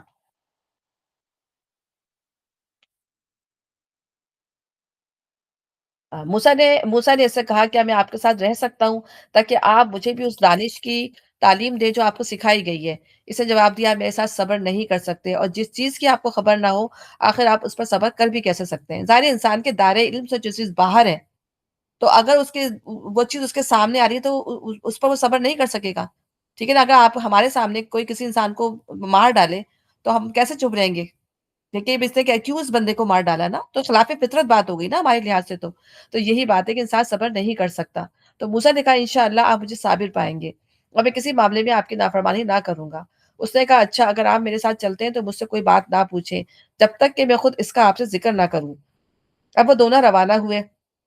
यहाँ तक कि जब वे कश्ती में सवार हो गए तो इस शख्स ने कश्ती में शगाफ डाल दिया। मूसा अलैहिस्सलाम ने कहा, आपने इसमें शगाफ डाल दिया ताकि सब कश्ती वालों को डुबो दें। ये तो आपने एक सख्त हरकत कर डाली। اس نے کہا میں نے تم سے کہا نہ تھا کہ تم میرے ساتھ صبر نہیں کر سکتے؟ موسیٰ نے کہا بھول چک پر مجھے نہ پکڑیے، میرے معاملے میں آپ ذرا سختی سے کام نہ لیں۔ پھر وہ دونوں چلے یہاں تک کہ ان کو ایک لڑکا ملا، ٹھیک ہے نا؟ اب کیا ہوا، ان سے صبر نہیں ہوا، انہوں نے فوراً پوچھ لیا کہ بھئی آپ نے اس کشتی میں شگاف کیوں ڈال دیا؟ ظاہر ہے عجیب سی بات ہوئی نا، کشتی تو جائے گی اور غریب لڑکی کی کشتی ہے اور آپ نے اس کو اور داغدار کر دیا، تو ان سے صبر نہیں ہوا۔ پھر وہ کیا ہوا کہ انہوں نے ان سے کہا کہ آپ مجھے تھوڑے سے ڈھیل دیں۔ پھر وہ دونوں چلے یہاں تک کہ ان کو ایک لڑکا ملا، اس شخص نے اسے قتل کر دیا۔ موسیٰ علیہ السلام نے کہا آپ نے ایک بے گناہ کی جان لے لی، حالانکہ اس نے کسی کا خون نہ کیا تھا، یہ کام تو آپ نے بڑا ہی برا کیا۔ اس نے کہا میں نے تم سے کہا نہ تھا کہ تم میرے ساتھ صبر نہیں کر سکتے؟ موسیٰ علیہ السلام نے کہا اس کے بعد اگر میں آپ سے کچھ پوچھوں تو آپ مجھے ساتھ نہ رکھیں، لیجیے اب تو میری طرف سے آپ کو عذر مل گیا۔ پھر وہ آگے چلے یہاں تک کہ ایک بستی میں پہنچے اور وہاں کے لوگوں سے کھانا مانگا، مگر انہوں نے ان دونوں کی ضیافت سے انکار کر دیا، یعنی ان کو کھانا دینے سے۔ وہاں انہوں نے ایک دیوار دیکھی جو گرا چاہتی تھی، اس شخص نے اس دیوار کو پھر قائم کر دیا۔ موسیٰ علیہ السلام نے کہا اگر آپ چاہتے تو اس کام کی اجرت لے سکتے تھے۔ اس نے کہا بس میرا تمہارا ساتھ ختم ہوا، اب میں تمہیں ان باتوں کی تعویل بتاؤں گا، حقیقت بتاؤں گا جن پر تم صبر نہ کر سکے۔ اس کشتی کا معاملہ یہ ہے کہ وہ چند غریب آدمیوں کی تھی جو دریا میں محنت مزدوری کرتے تھے۔ میں نے چاہا کہ اسے عیبدار کر دوں کیونکہ آگے ایک ایسے بادشاہ کا علاقہ تھا جو ہر کشتی کو زبردستی چھین لیتا تھا، ٹھیک ہے نا؟ ظاہر ہے اس طرح عیبدار کر دیا تو اب کیا ہوگا کہ جب وہ عیبدار ہو گئی تو وہ اس کو ظاہر ہے عیبدار چیز کو کون لے گا؟ اور رہا وہ لڑکا تو اس کے والدین مومن تھے، ہمیں اندیشہ ہوا کہ یہ لڑکا اپنی سرکشی اور کفر سے ان کو تنگ کرے گا، اس لیے ہم نے چاہا کہ ان کا رب اس کے بدلے ان کو ایسی اولاد دے جو اخلاق میں بھی اس سے بہتر ہو اور جس سے صلح رحمی بھی زیادہ متوقع ہو۔ اور اس دیوار کا معاملہ یہ کہ یہ دو یتیم لڑکوں کی جو اس شہر میں رہتے ہیں، اس دیوار کے نیچے ان بچوں کے لیے خزانہ مدفون ہے اور ان کا باپ ایک نیک آدمی تھا، اس لیے تمہارے رب نے چاہا کہ دونوں بچے بالغ ہوں اور اپنا خزانہ نکال لیں، یعنی نیک والدین کے لیے ان کی اولاد کے لیے جو ہے اللہ تعالیٰ کیسے معاملات کرتا ہے کہ اگر ان کا جو باپ اگر ماں باپ نیک ہو اور اگر وہ یتیم مر جائے تو اللہ تعالیٰ ان کے لیے اچھے انتظام کرتا ہے نا۔ تو یہ دیکھیے کس طرح سے اللہ تعالیٰ نے ان کے لیے انتظام، یہ تمہارے رب کی رحمت کی بنا پر کیا گیا ہے، یعنی یہ اللہ تعالیٰ نے، اللہ کی رحمت تھی جو اس نے ایسا کیا، میں نے اب کچھ اپنے اختیار سے نہیں کیا، حقیقت ان باتوں کی جن پر تم صبر نہ کر سکے، ٹھیک ہے نا؟ تو اس میں جو بنیادی اصول قرآن اور اس سے پہلے کی کتب آسمانی سے ثابت ہے، ان میں کبھی کسی انسان کے لیے جو گنجائش نہیں رکھی گئی کہ وہ بلا ثبوت جرم کسی دوسرے انسان کو قتل کر دے۔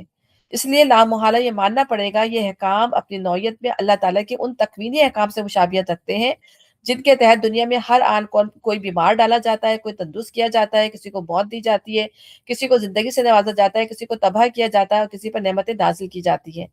اب اگر یہ تکوینی احکام ہیں تو ان کے مخاطب صرف فرشتے ہی ہو سکتے ہیں جن کے بارے میں شرعی جواز و عدم جواز کا سوال ہی پیدا نہیں ہوتا، کیونکہ وہ اپنے ذاتی اختیار کے بغیر صرف عوامر الہیہ کی تعبیر کرتے ہیں۔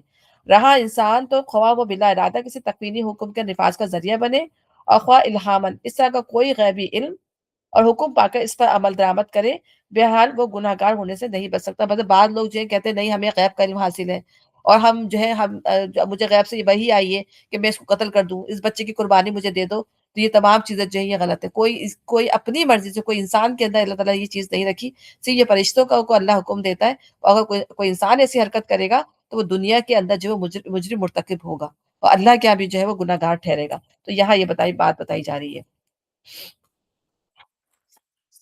اور اے محمد صلی اللہ علیہ وسلم، یہ لوگ تم سے ذوالقرنین کے بارے میں پوچھتے ہیں، ٹھیک ہے نا؟ یہ سوالات تھے، ان سے کہو میں اس کا حال تمہیں کچھ سناتا ہوں۔ اب یہ طاقت کی، ٹھیک ہے نا؟ یہاں پہ طاقت کی جو ہے وہ جو ہے ٹرائل ہے کہ اگر طاقت ہو، پاور ہو تو انسان کا رویہ پھر اس میں کیا ہوتا ہے، ٹھیک ہے؟ تو ذوالقرنین کے بارے میں پوچھتے ہیں، ان سے کہو میں اس کا کچھ حال تم کو سناتا ہوں۔ اصل میں یہ ذوالقرنین کے بارے میں آتا ہے کہ جو ہے اللہ یہ جو ان کو یاسا نبی تھے، ان کی جو پیشن گوئی تھی کہ انہوں نے ان کے حق میں فرماتا ہے کہ اللہ ان کی پیشن گوئی کے اندر یہ آتا ہے کہ اللہ تعالیٰ فرماتا ہے کہ میں نے اس کا داہنا ہاتھ پکڑ کر امتوں کو اس کے آگے زیر کروں گا اور بادشاہوں کی سانسیں پھلا ڈالوں گا۔ بنی اسرائیل جن حالات سے دوچار ہو چکے تھے اور وقت نصر کے بادشاہ نے جو کچھ ان کے ساتھ کیا تھا، ٹھیک ہے نا؟ ان کو ان کے علاقوں سے نکال دیا تھا، اب اللہ کی مشیت یہ ہوئی کہ ان کو نکالنے کا جو بندوبست کیا جائے۔ تو ہم نے آپ کو بتایا تھا نا کہ 2 دفعہ اللہ تعالیٰ نے کو شدید شکست دی تھی۔ تو یہ پہلے واقعے کے بعد جو ان کا حال ہوا تھا، تو اس کے بعد کا یہ جو واقعہ کہ جو اس میں جو ذوالقرنین جو تھے وہ آئے تھے۔ تو اسی طرح دانیال نبی نے خواب دیکھا کہ دریا کا کنارہ ہے اور ایک مینڈا ہے جس کی ایک سینگ تھوڑی چھوٹی اور دوسری سینگ اس سے تھوڑی بڑی ہے، और वो दाएँ-बाएँ सर मार रहा है, शुमाल-जनूब की तरफ। फिर इसकी ताबीर जिब्राइल अलैहिस्सलाम ने आकर बताई उनको कि 2 सींगों से मुराद जो है वो फ़ारस की 2 सल्तनतें हैं और मेंढे के 2 सींग इराक और शाम का इलाका है, ठीक है ना? और अरब के यहूद गालिबन इसी बिना पर उनको ज़ुल्करनैन यानी 2 सींगों वाला कहते थे। और बनी इसराइल में हमने पढ़ा कि 2 दफ़ा उन्होंने शदीद अज़ाब जो उनको मिला और फिर मूसा अलैहिस्सलाम की 1500 साल तारीख के अंदर ये वाक़या हुआ है। फिर बाकी इसके अंदर पूरा ये डिटेल है। हमने इसको ज़मीन में इक़्तिदार अता कर रखा था और इसे हर किस्म के असबाब व वसाइल बख्शे थे। इसने पहले मग़रिब की तरफ एक मुहिम का सरो-सामान किया, हत्ता कि जब वो ग़ुरूब आफ्ताब की हद तक पहुँच गया, तो उसने सूरज को एक काले पानी में डूबते देखा। इसके बारे में मैंने लिखा था, जैसे गहरा समंदर है और इसका इलाका यानी कि इसका जो एशियाई कूचक तुर्की का इलाका है ये और छोटी-छोटी खलीजें हैं वहाँ पर, जो है ना, ये जो इलाका जहाँ बताया जाता है कि जहाँ गहरा पानी जो जहाँ पर इसने जो है इसको अपना फ़तह किया था, उस इलाके का बता रहा है कि वो बिल्कुल उस जगह चला गया था, जहाँ पर जो है सूरज डूबने का जो बिल्कुल आपको आखिरी सीन नज़र आएगा। ऐसा नहीं था कि सूरज की आखिरी जगह थी, कि सूरज जो है बस वो वहीं डूब रहा था, नहीं। उस जगह पे मतलब वो एंड था वो उस जगह का ना, जहाँ तक उसने जो है वो अपनी मुहिम की तैयारी की थी। तो सूरज को एक काले पानी में डूबते देखा, यानी वहाँ ग़ुरूब आफ्ताब के वक़्त ऐसा महसूस होता था कि सूरज समंदर के स्याही माइल गंदे पानी में डूब रहा है, ठीक है? और वहाँ उसे एक कौम मिली, हमने कहा, "ऐ ज़ुल्करनैन, तुझे ये मुक़्तदर भी हासिल है कि इनको तकलीफ़ पहुँचाए और ये भी कि इनके साथ नेक रवैया जो है इख्तियार करे।"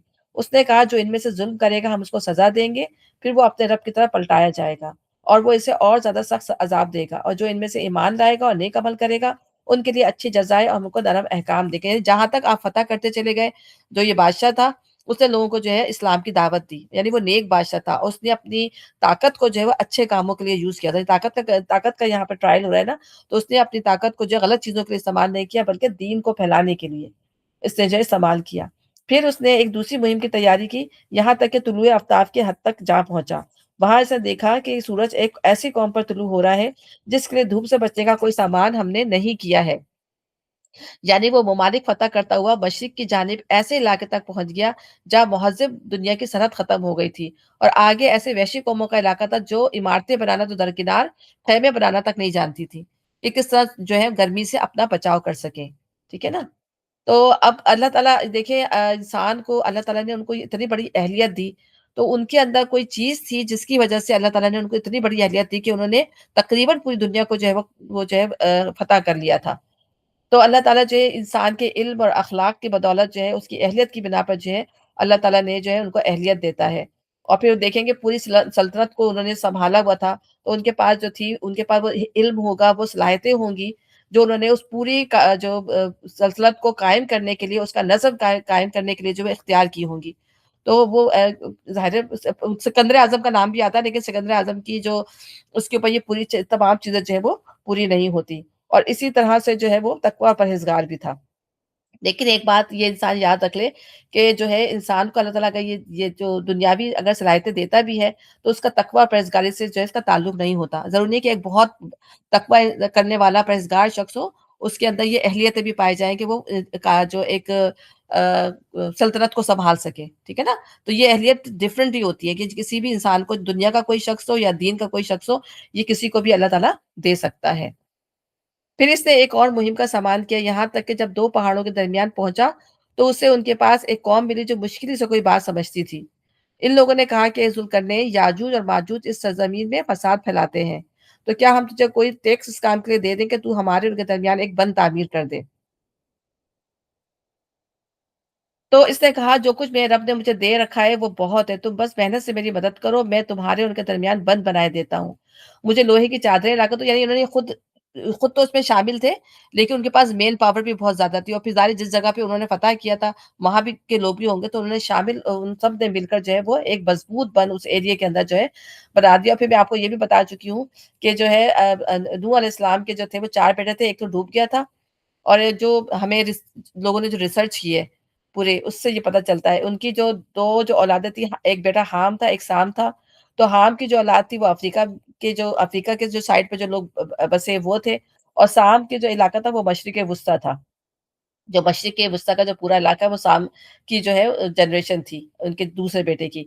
और याफस की जो है वो एशिया के शुमाल के इलाके की। तो एशिया के शुमाल का जो पूरा इलाका है वो याफस की औलाद थी। ठीक है ना? ये जिसको याजूज और माजूज कहा जाता है। तो हमारे दिमाग में जो है याजूज माजूज के नाम से जो है ऐसी मखलूक आती है जैसे कोई अजीब किस्म की मखलूक हो कोई। नहीं, वो इंसान ही थे। ठीक है ना? वो आपस में वो जैसे आप समझ लें कि डाकुओं की तरह आते थे और उन कौमों पे चढ़ दौड़ते थे और उनका जो है जो कुछ भी वो जो है उगाते थे, करते थे, उनका सब लेके चले जाते थे ना। तो वो चाहते थे कि हमें इनसे बचाया जाए, ताकि वो हमारे ऊपर जो है हमला ना कर सकें। तो उन्होंने फिर उस पूरे एरिया में जो थी एक ऐसी दीवार बना दी कि वो जो उसको फलांग भी नहीं सकते थे और उसके अंदर नकब भी नहीं लगा सकते थे। दोनों काम वो नहीं कर सकते थे। अब कहा जाता है कि ज़ाहिर है वो तो दीवार पता भी नहीं है और बहुत बहुत लोग कहते हैं कि छुपा हुआ है, तो ये छुपी हुई चीज़ें नहीं हो सकती। ज़ाहिर है दुनिया पूरी एक्सप्लोर कर ली है दुनिया ने।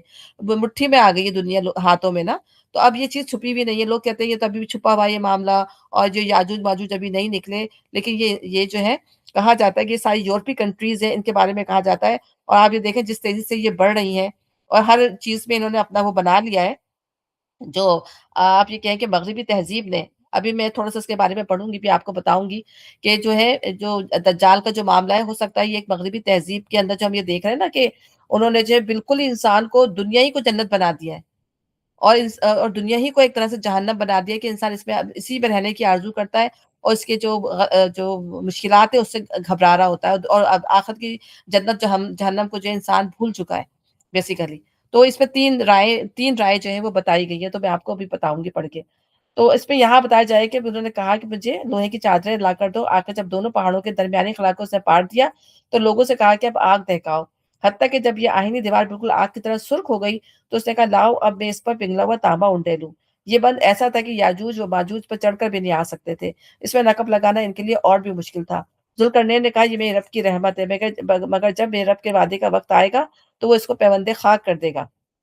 यानी अगरचे मैंने अपनी हद तक इंतहाई मुस्तहकम दीवार तामीर की है, मगर ये लाज़वाल नहीं है। जब तक अल्लाह की मर्ज़ी है ये कायम रहेगी और जब वो वक़्त आएगा जो अल्लाह ने इसकी तबाही के लिए मुक़द्दर कर रखा, तो फिर इसको पारा-पारा होने से कोई चीज़ ना बचा सकेगी। और मेरे रब का वादा जो है वो बरहक है।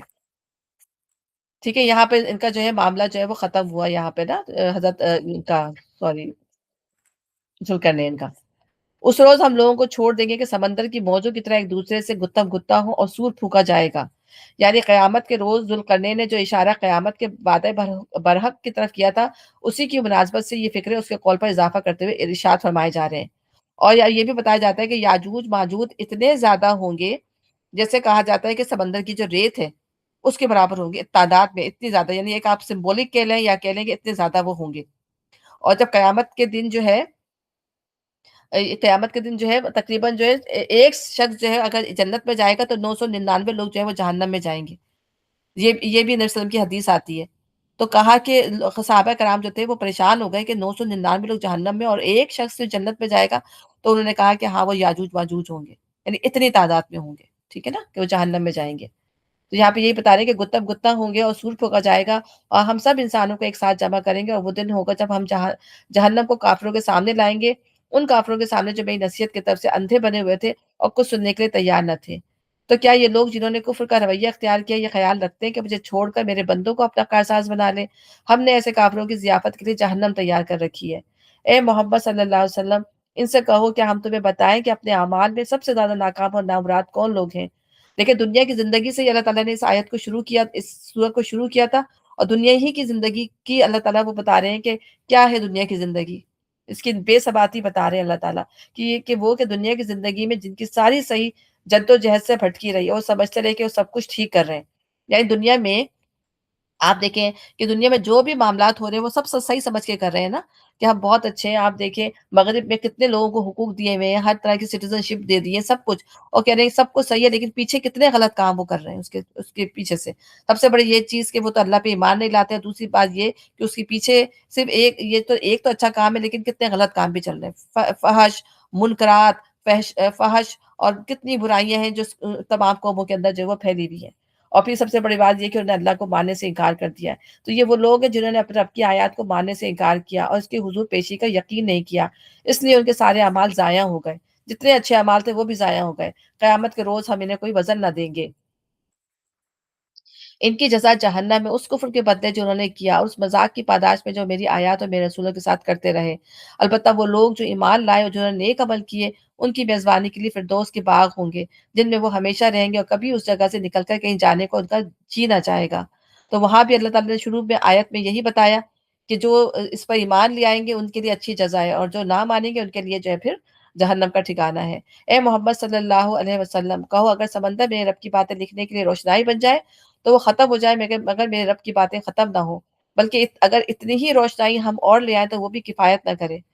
ٹھیک ہے نا؟ باتوں سے مراد اس کے کام، اس کے کمالات، اس کے عجائب قدرت اور حکمت ہے۔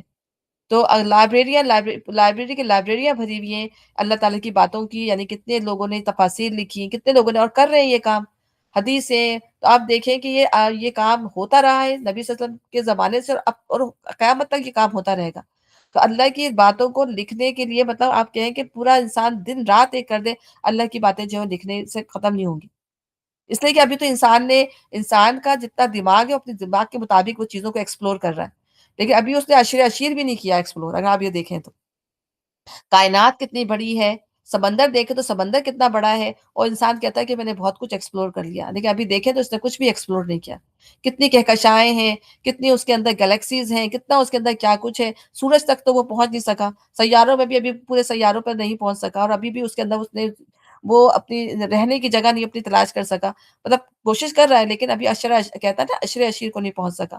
تو اگر وہ ان تمام باتوں کو اللہ تعالیٰ کے لکھنے بیٹھ جائے تو واقعی اللہ تعالیٰ جو ہے فرما رہے ہیں کہ کم پڑ جائیں روشنائیاں، سمندر بھی جو ہے وہ کم پڑ جائیں اللہ تعالیٰ کی باتیں لکھنے کے لیے۔ اللہ کی باتیں جو ہے اتنی بڑی ہیں، اتنی زیادہ جو ہے عظمت والی ہیں۔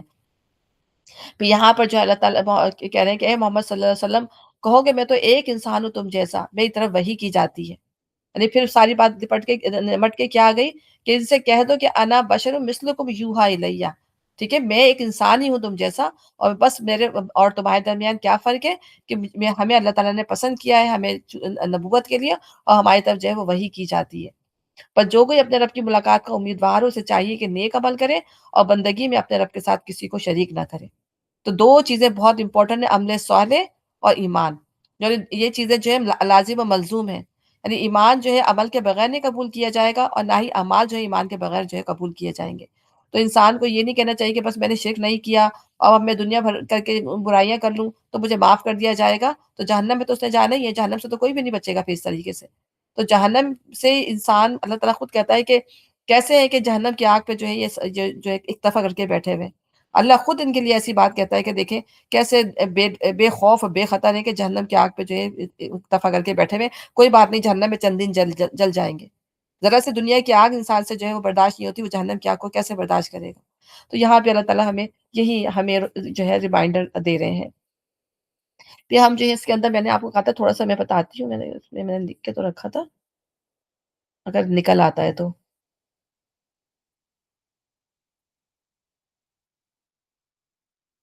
کہاں گیا؟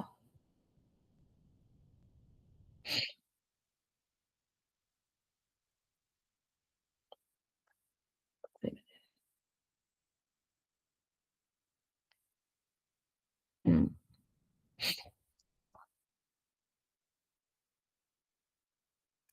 یعنی فتنہ دجال کیا ہے، یہ اپنی جگہ خود ایک تفصیلی بحث ہے۔ اس بارے میں اہل علم کے تین آراء ہیں۔ ایک وہ جو سب سے زیادہ مقبول ہے کہ قیامت سے قبل ایک غیر معمولی قوتوں کے حامل شخص کا ظہور ہوگا جو ایک آنکھ سے کانا ہوگا۔ دوسری رائے جو بہت کم قبول کی گئی ہے کہ دجال کے بارے میں قرآن مجید کچھ نہیں کہتا، کیونکہ قرآن خاموش ہے، قرآن میں کہیں بھی دجال کا ذکر نہیں ہے نا، تو قرآن مجید کچھ نہیں کہتا، جو کچھ آئے وہ ناقابل یقین روایات پر مبنی ہے، اس لیے غلط ہے۔ جبکہ تیسری رائے یہ ہے کہ دجال کے حوالے سے جو کچھ تفصیلات احادیث میں آئی ہیں ان کی بنا پر یہ خبر ہے، تو خبر ہے تو صحیح، مگر اس میں تمثیل کے اصول پر ایک فرد کے بجائے ایک فتنے کی خبر ہے جو دجل و فریب پر مبنی ایک تہذیب، نظام اور فکر و فلسفہ کی شکل میں ظہور کرے گا اور کل انسانیت کو اپنی لپیٹ میں لے لے گا۔ ان لوگوں کے نزدیک دجال دھوکہ اور دجل فریب پر مبنی وہ مادی تہذیب ہے جس میں اللہ تعالیٰ کی نفی کر کے زندگی کے حقائق کو سمجھا جاتا ہے۔ اس تہذیب کی صرف ایک آنکھ ہے جو مادیت کو دیکھتی ہے، یعنی مٹیریسٹک ہے، مگر روحانی اور غیبی حقائق کی منکر ہے۔ یہ اسباب تک محدود ہے اور مسبب الاسباب کی منکر ہے، یعنی اپنے اسباب پہ، انہوں نے ریسورسز پہ بھروسہ کیا ہوا ہے، لیکن جس نے یہ اسباب بنائے ہیں یعنی اللہ تعالیٰ، اس کی جو ہے وہ منکر ہے۔ یہ عقلیت کی اسیر ہے اور رسالت کی منکر ہے، یعنی اپنی عقل پہ بھروسہ کرتی ہے۔ ٹھیک ہے نا؟ اور یعنی نبی صلی اللہ علیہ وسلم کی ہدایت سے کوئی فائدہ نہیں اٹھاتی۔ اسی نے موجودہ دنیا کے اسرار اور منہ سے خوب پردے اٹھائے، مگر آنے والی آخرت کی دنیا کو دیکھنے سے قطعاً عاجز ہے۔ مادیت اور اسباب میں سے غیر معمولی ترقی کی ہے اور انسانی قوت کو اتنا بڑھا دیا ہے کہ انسانی تاریخ میں اس کی کوئی مثال نہیں ملتی۔ اسے دنیا کو اتنا حسین بنا دیا کہ لوگ اللہ کی کسی جنت کے طلبگار نہیں رہے۔ یہ دنیا ہی ان کی جنت اور یہی ان کی جہنم ہے۔ اس کے ساتھ تباہ کن ہتھیاروں، سود پر مبنی عالمی مالیاتی نظام، فحاشی پر مبنی گلوبل میڈیا وغیرہ کے ساتھ اس نے پچھلے 4000 برس سے دنیا بھر میں پھیلی ہوئی اور نبیوں کے قائم کردہ تہذیب کی بنیادیں ہلا کر رکھ دی ہیں۔ انسانی جان کی حرمت سے لے کر عفت و عصمت جیسے بنیادی تصورات اس کی نظر ہو چکے ہیں۔ ایمان اور آخرت کے بجائے ہیوے سے زر اور دنیا پرستی آج سب سے بڑے قدر بن چکے ہیں۔ لوگ جنت کو بھول کر دنیا کی جنت کے خواہشمند اور جہنم کو بھول کر دنیا کی محرومی سے لرزا رہتے ہیں، اور اس مقصد کے لیے ہر حد کو قبول کرنے کے لیے تیار رہتے ہیں۔ یہی اس دجالیت کی سب سے بڑی دین ہے۔ یہ وہ تیسری رائے ہے جسے اب سب سے زیادہ قبول حاصل ہو رہا ہے۔ اس کی وجہ یہ ہے کہ جو لوگ دوسری رائے کے حامل ہیں کہ دجال ایک فرد کا نام ہے، ان کی بڑی تعداد بھی اس بات کی قائل ہو چکی ہے کہ دجال کی اصل قوت اصل میں یہی مادی تہذیب اور نظام ہے، نہ کہ اسے کوئی مافوق الفطری قوتیں حاصل ہوں گی۔ اور حدیث دجال میں جو کچھ بیان ہوا ہے وہ تمثیل کے زبان میں ہے۔ اور اس پسمن میں جب سورہ کہف کے بیان کردہ فضائل اور صورت کے مضامین کا مطالعہ کیا جاتا ہے تو معلوم ہوتا ہے کہ یہ صورت ہر اعتبار سے فتنہ دجال سے تحفظ اور اس کی پھیلائی گمراہی سے بچنے کا ایک نور ہے۔ ٹھیک ہے نا؟ تو یہ جو ہے لوگ ریسرچ کرتے ہیں، جو ہے تحقیق کرتے ہیں، تو انہوں نے یہ بات لکھی تھی تو مجھے اچھی لگی۔ میں نے کہا چلو میں آپ لوگ کو بھی جس کی بارے میں بتا دوں۔ پھر انشاءاللہ ہم یہیں پہ اس کو ختم کرتے ہیں، کل پھر ہم اس کو انشاءاللہ کنٹینیو کریں گے آگے سورہ مریم کو۔ ٹھیک ہے؟ اللہ تعالیٰ ہمیں پڑھنے اور سمجھنے کی توفیق عطا فرمائے۔ ربنا تقبل منا انك انت السميع العليم وتب علينا انك انت التواب الرحيم سبحانك اللهم وبحمدك اشهد ان لا اله الا انت استغفرك واتوب اليك۔ السلام علیکم ورحمۃ اللہ وبرکاتہ۔ وعلیکم السلام وعلیکم وعلیکم السلام السلام وعلیکم السلام ورحمۃ اللہ وعلیکم السلام وبرکاتہ۔ میرا جزاک اللہ خیر۔ ویاک ایوری جزاک اللہ جزاک اللہ خیر میرا باجی۔ ویاک ایوری ون۔ آپ سب کا بہت شکریہ۔